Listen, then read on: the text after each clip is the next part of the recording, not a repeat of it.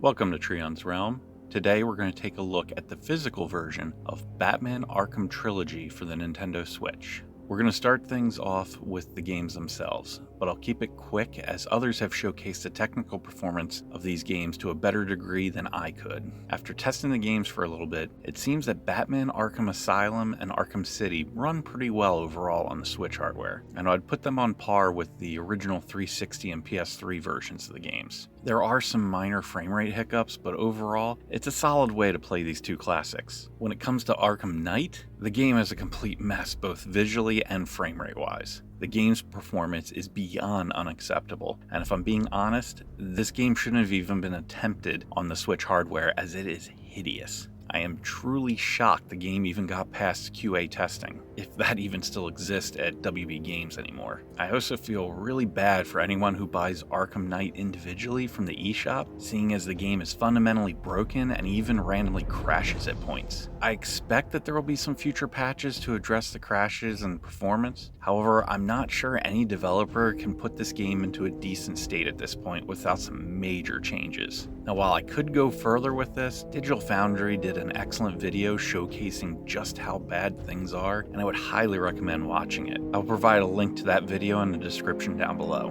When it comes to the physical version of Batman Arkham Trilogy on the Switch, it's a bit of a mixed bag depending on which game you want the collection for. WB decided to only include one game of the trilogy on the cartridge and required downloads for the other two. On the plus side, the downloads are tied to the cartridge itself and not through any one-time use digital codes. So that means if you go for the game used, you'll still have access to everything provided you have the storage space and the eShop is still available in the future. On the flip side, this also means that if the Switch eShop eventually shuts down, 2/3 of the collection is lost if it hasn't already been downloaded. The physical cartridge ends in 000 and features version 1.0.0 of Arkham Asylum, which is 6.8 gigs. This means WB opted for an 8GB cartridge. On the plus side, the game is currently complete on cart and doesn't require patches of any kind. Batman Arkham City requires an 11.8GB download to make the game playable, which takes it to version 1.0.1.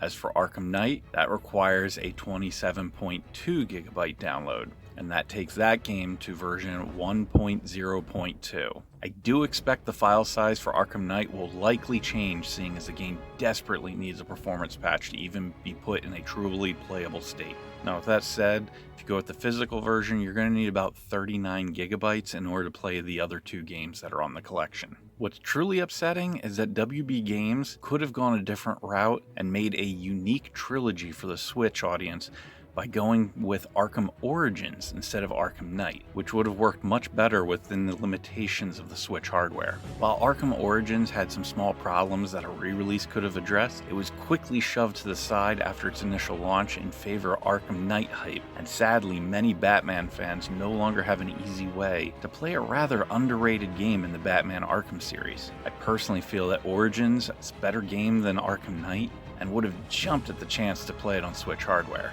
Not sure if you agree, but many fans I've discussed this with also think that would have been a good idea. Overall, I would only recommend this collection if you can get it at a steep discount, and even then, only if you want it for just Arkham Asylum. In other words, $20 or less, seeing as only 1/3 of the collection is actually on the cartridge. What do you think of the Batman Arkham Trilogy on Switch? Will you be picking this one up physically? What are your thoughts on the series overall? I'm especially curious to hear your opinions on both Arkham Knight and Arkham Origins. Let us know in the comments down below. If this video helped you and you'd like to see more, please subscribe and hit that like button. Thank you for watching, and I'll talk to you later.